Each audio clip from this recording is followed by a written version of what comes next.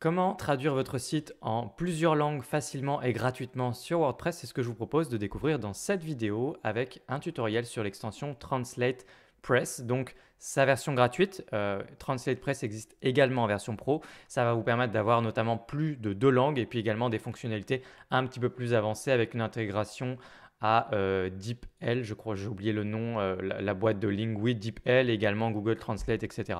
Mais là, ça ne nous intéresse pas. Nous, on va juste regarder comment traduire son site super facilement. Donc, si vous vouliez un site en plusieurs langues et que vous vous cassiez la tête sur WPML ou Polylang, eh bien, vous pouvez jeter tout ça à la poubelle et vous concentrer exclusivement sur Translate Press parce qu'encore une fois, c'est super agréable à utiliser et pour moi, ça a constitué une véritable révolution quand j'ai découvert cette extension, c'est-à-dire l'année dernière, il me semble. Donc, on va attaquer directement le tutoriel. Je vous donnerai également des news très bientôt de la chaîne parce que je n'ai pas publié beaucoup de vidéos ces derniers temps, mais je suis toujours là. J'ai l'intention de publier proactivement sur la chaîne, probablement à partir de vers la fin de l'année. Le mois prochain, déjà, ça devrait bien reprendre. Et puis, j'espère surtout qu'on fera de cette chaîne la chaîne numéro 1 sur WordPress en français. Je compte sur vous et je compte sur moi aussi. Donc, du coup, je ferai une vidéo exprès pour donner des news par rapport à tout ça et où est-ce que je vais, qu'est-ce que je vais faire, etc. Pensez à vous abonner du coup. Vraiment, si ça vous intéresse, WordPress, croyez-moi, la chaîne, je vais être très très généreux. Je vais mettre beaucoup de contenu et probablement plus détaillé que vous ne le pensez. Je vais mettre vraiment beaucoup de choses. Voilà, donc j'en reparlerai. Donc on va directement aller dans les extensions et en fait vous allez pouvoir installer l'extension Translate Press juste ici. Donc vous cliquez sur ajouter, activer, je ne vous remontre pas comment on installe une extension. Vous activez Translate Press et voici le résultat. Le résultat c'est que je vous l'ai montré, alors j'ai installé plusieurs façons de faire. La première au niveau de l'entête qui est la plus sympa selon moi, qui va constituer avoir simplement 2 petits drapeaux comme ça. Drapeau ou sans les drapeaux, ça peut être juste écrit English français, ça peut être écrit avec le drapeau, ça peut être écrit juste le drapeau. Enfin voilà, vous allez voir, on peut le faire de plusieurs façons différentes. Si je clique là, je suis sur la version française. Si je clique sur le petit drapeau en anglais, je passe en anglais. Donc là, on passe sur un sous-répertoire, on a le petit /en.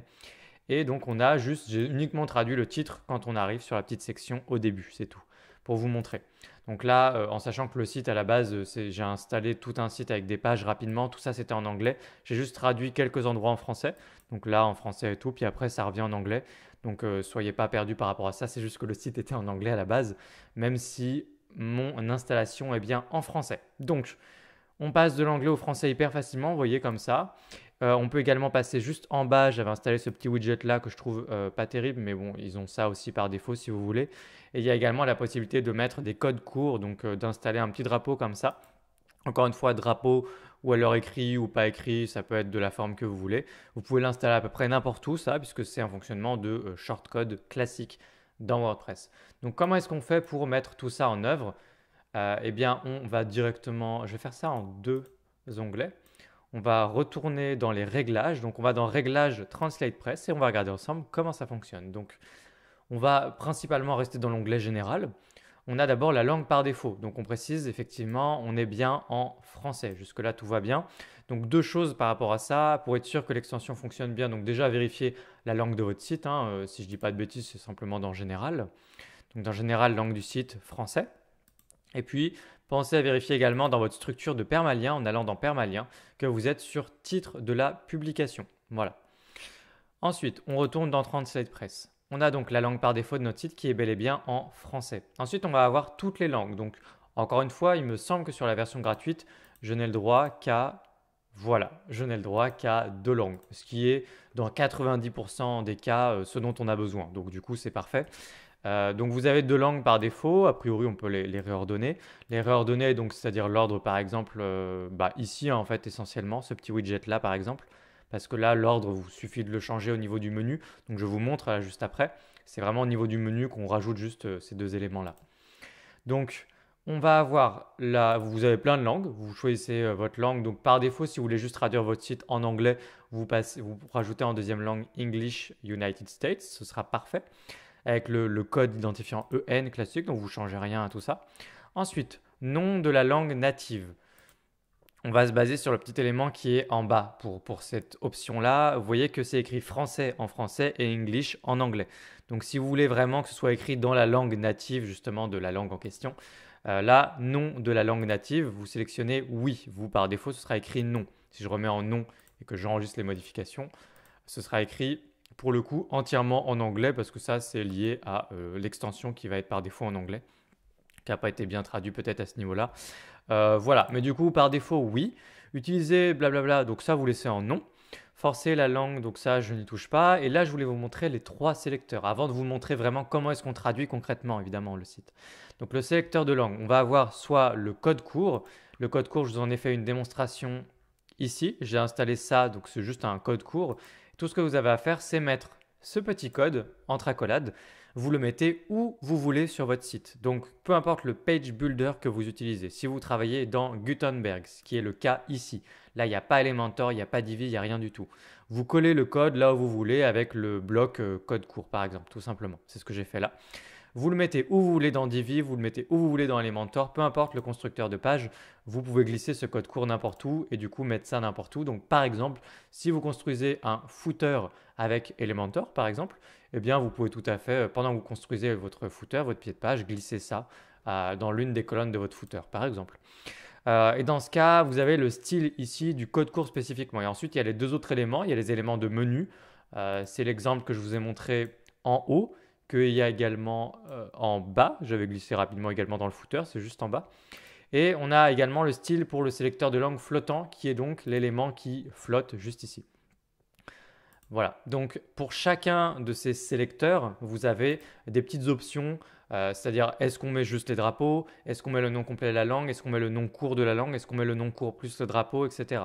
Donc si on teste pour le code court, pour rester sur le code court, là il n'y avait que le drapeau, on peut mettre drapeau avec nom court de la langue. Je vais enregistrer les modifications, je vais de l'autre côté, on revient ici, j'actualise. Et donc là, vous voyez, on a aussi le nom court. Là, le sélecteur est assez moche. Donc après, avec un petit peu de CSS, vous pouvez embellir tout ça. Mais c'est vrai que par défaut, de toute façon, ce n'est pas tellement l'élément dont on va se servir, hein, le format code court. En général, pourquoi pas le sélecteur flottant là. Mais je pense que la plupart du temps, vous voulez vous servir de ce qu'il y a dans le menu, que ce soit au niveau du footer ou du header. Donc voilà. Là, vous pouvez donc, là, on retrouve les mêmes options pour éléments de menu, en gros, hein, code court, éléments de menu et le sélecteur de langue flottant. Donc à chaque fois, vous pouvez choisir de mettre le nom complet ou non. Là, au niveau du sélecteur, ici, on aurait pu mettre que le drapeau aussi. Donc voilà, vous choisissez, vous faites ce que vous voulez.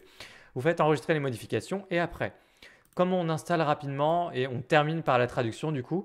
Donc ça, si jamais vous voulez l'enlever, et nous, on va l'enlever maintenant, on va désélectionner sélecteur de langue flottant. Donc si je fais enregistrer les modifs et que j'actualise, il disparaît, c'est parfait. Ensuite, ça, qu'on le veuille le mettre ou non, donc je vais aller dans la page, je vais modifier la page. Encore une fois, là, c'est Gutenberg, donc pas d'Elementor, pas de Divi. Là, je fais juste modifier la page. Et on va aller dans cette page, on va aller du coup au niveau du code court.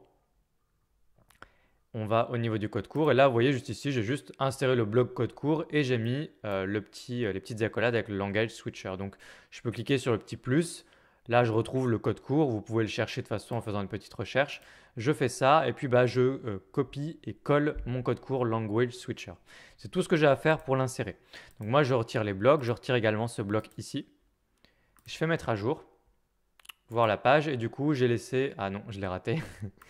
Et j'ai laissé le seul sélecteur qui m'intéresse, c'est-à-dire au niveau du menu. Maintenant, on n'a plus le sélecteur ici. Donc voilà pour juste le code court et le sélecteur flottant. Maintenant, au niveau du menu, comment on fait? On va dans Apparence menu. Et dans Apparence menu, quel que soit le menu où vous êtes, donc vous avez la possibilité d'ajouter juste ici dans Language Switcher les langues qui vous intéressent du coup pour mettre au niveau du menu. Donc moi j'ai rajouté English et French. J'ai rajouté les deux. Et ensuite, donc vous sélectionnez English, French, vous faites ajouter au menu, enregistrer le menu, voilà, vous c'est au menu. Et ensuite, le fait qu'il n'y ait que le drapeau, encore une fois, c'était dans les paramètres de Translate Press, juste ici. Et on avait bien sélectionné élément de menu, drapeau uniquement. Donc on peut tout à fait sélectionner drapeau avec nom complet de la langue, par exemple, enregistrer les modifs. On actualise. Et on a English et français. Voilà. Si vous voulez laisser ça comme ça. Par défaut, je vais remettre les drapeaux et puis on va regarder maintenant la traduction directement. Drapeau uniquement, c'est parfait. Voilà. Comment est-ce qu'on traduit? Ah non, j'ai pas pris le bon. Drapeau uniquement. Comment est-ce qu'on traduit? En fait, on va avoir une petite option. J'actualise, voilà. Petite option qui se trouve en fait dans la barre d'administration juste là-haut, sur toutes les pages où vous êtes. vous allez pouvoir traduire littéralement n'importe où sur votre site comme ça. Donc si on est sur ma page d'accueil, je clique sur traduire la page. Et à partir de là, eh bien, je vais pouvoir traduire en sélectionnant toutes les chaînes de caractères qui se trouvent là à ma disposition. Donc là, par exemple, j'avais traduit le titre quand on arrive sur la page d'accueil. Si je clique dessus, eh bien, on voit que à gauche, j'ai effectivement traduit. Donc on voit là la traduction, enfin le texte en français. Et j'ai proposé une traduction en anglais. Eh bien, on peut continuer comme ça. Je peux cliquer sur n'importe quel bout de texte et à chaque fois écrire une traduction en anglais. C'est aussi bête que ça. C'est-à-dire que je clique et je peux sélectionner n'importe où. Là, regardez, je peux sélectionner dans le bouton et traduire ici gratuitement. Je peux sélectionner pareil là dans le bouton. Ça va marcher avec Elementor ou Divi, il n'y a pas de souci. Là, je peux sélectionner les éléments de mon menu et pareil, proposer une traduction en anglais. À partir du moment où après où cette chaîne de caractères, elle revient, donc par exemple les éléments du menu, vous n'allez pas devoir aller sur chaque page en redisant comment doit être traduit le menu. Vous inquiétez pas, le menu, une fois qu'il est traduit, il est là, il est tout le temps traduit et c'est bon. Donc vous pouvez sélectionner n'importe où, n'importe quelle chaîne de texte, de caractères, et traduire en anglais à chaque fois, ici, de français à anglais. Donc riche en fonctionnalités, je me rappelle, c'était écrit à la base Feature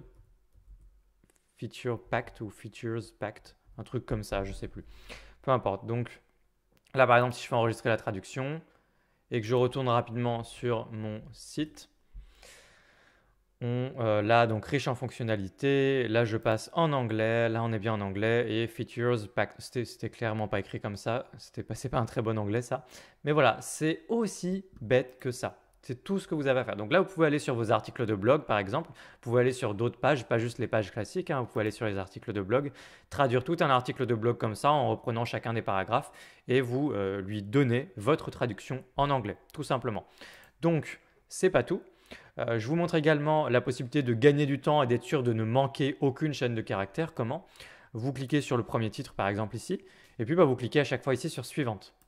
Et à chaque fois vous cliquez sur suivante, vous avez vu, ça passe à la suite. Donc là, je voulais vous parler de ça après. Regardez, là, riche en fonctionnalités, tableau complet. Là, c'était tout un paragraphe, lorem ipsum, facile à personnaliser, etc. Vous cliquez sur suivante et du coup, lui, il va automatiquement passer petit à petit sur toutes les chaînes de caractères et tous les textes qu'il trouve à traduire sur la page sur laquelle vous êtes actuellement. Comme ça, vous êtes sûr de n'en manquer aucune. Donc ça, c'est la petite astuce précédente suivante qui se trouve juste ici. Voilà. Enfin, on l'a vaguement aperçu, la dernière chose que je voudrais vous montrer, c'est que Translate Press vous permet également de modifier vos images. Alors attention, quand je dis image, il y a image, vous savez, qui est pour, je parle plutôt aux développeurs ou freelance WordPress, les images qui sont insérées en CSS, ça ne va pas marcher. C'est uniquement les images qui ont du poids vraiment sur les moteurs de recherche, en gros les images qui sont insérées en HTML. Donc par exemple, cette image-là, si on revient pour parler à tout le monde, les images, là, l'image de fond, on imagine que dans cette section, il y a une image de fond. Celle-là, je ne peux pas aller la choper. Là, il n'y en a pas vraiment une, mais on pourrait imaginer qu'il y en ait une là, derrière. Il y a juste des espèces de formes. Ça, je ne peux pas aller le choper. Je ne peux pas le traduire, entre guillemets. Par contre, ce que je peux, c'est que là, par exemple, là, il y a juste une image qui a été posée là comme ça. Celle-là, je peux la choper. Je peux la prendre. Les autres images que je peux prendre également, c'est là, par exemple, là, l'image, je peux la prendre. Là, l'image, je peux la prendre. Alors que s'il y avait dans cette colonne, par exemple, une image de fond, là, je ne pourrais pas aller la prendre non plus. Donc ça, je ne pourrais pas le modifier. Mais donc, ces images-là, je peux les prendre. Et regardez, là, il y a l'URL de l'image sur le site dans sa version française. Et la version du coup en anglais, juste dessous, eh bien, vous allez pouvoir lui fournir une autre image différente. En fait, vous pouvez complètement adapter. Pourquoi est-ce qu'ils font ça à la base? C'est parce qu'ils imaginent que vous pourriez avoir du texte en français ou en anglais à l'intérieur des images. On pourrait imaginer des illustrations dans lesquelles il y a du texte avec des choses écrites en français. Eh bien, vous pouvez aller sur votre site et également rendre disponible dans sa version en français ou en anglais des images même traduites ou même des images complètement différentes. Vous pouvez adapter vos images en fonction de votre clientèle cible, en fonction du marché cible. Si votre marché ne réagit pas de la même façon aux images, vous voulez adapter votre message, les couleurs ou ce que vous voulez en fait, vous pouvez juste venir sur une image et dire « Ah bah non, dans la version en anglais de mon site, ce sera plutôt cette image-là à la place de cette image-là. » Vous pouvez changer vos images et traduire vos images du coup. Ce qui est hyper intéressant évidemment d'un point de vue de référencement aussi, puisque ça veut dire que vous pouvez adapter vos balises alt du coup sur les images. En sélectionnant une autre image, ça peut être une autre balise alt adaptée au fait que le site est en anglais. Donc voilà pour ce petit détail. Alors après, vous avez plein de choses, plein de belles choses dans la version pro pour aller éditer les métatitres, métadescriptions, toutes ces choses-là. Vous pouvez éditer, mais ça, c'est réservé à la version pro de Translate Press. Moi, je voulais vous faire une rapide démonstration de la version gratuite que je trouve déjà super, super, super simple à utiliser. On est tous d'accord pour dire que c'est super simple à prendre en main. Ça n'a jamais été aussi facile de traduire un site en plusieurs langues et d'installer et d'avoir un site en plusieurs langues, je trouve. Et en plus, vu que c'est gratuit, je trouve que c'est déjà très riche pour un plugin gratuit.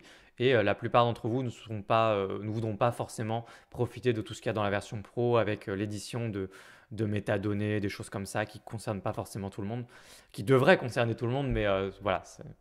Donc, je ne pense pas avoir grand-chose de plus à vous montrer dans Translate Press. Si jamais vous avez des questions, l'espace commentaire est évidemment là pour ça. Mais si vous avez besoin d'un site en plusieurs langues, eh bien, allez-y les yeux fermés. C'est vraiment la meilleure extension que j'ai trouvée à ce jour du coup et qui, je trouve, clairement me donne envie de jeter à la poubelle complètement.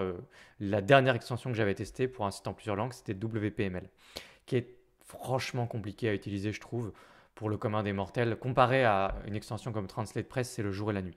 Donc voilà, si cette vidéo vous a été utile, n'hésitez pas à la liker évidemment si vous avez des commentaires ou des questions. L'espace commentaire est là pour ça. Puis si vous voulez aller plus loin sur WordPress avec moi, vous pouvez jeter un œil à un catalogue de formation. Vous avez le lien en description de la vidéo. Il y a également une petite formation audio, je précise, gratuite qui s'appelle WordPress XP. Vous aurez des détails également directement, premier lien dans la description de la vidéo. Donc je vous laisse directement là-dessus. Et puis je vous dis à très bientôt pour une vidéo, je pense, un peu plus proche. Je ne serai pas 20 jours cette fois entre deux vidéos. Et puis je vous donnerai des news de la chaîne surtout et de la suite et de tout ce que je vais vous proposer sur la chaîne. Vous allez voir, ça va être top. Donc je vous laisse là-dessus. Je vous dis à très bientôt. Ciao.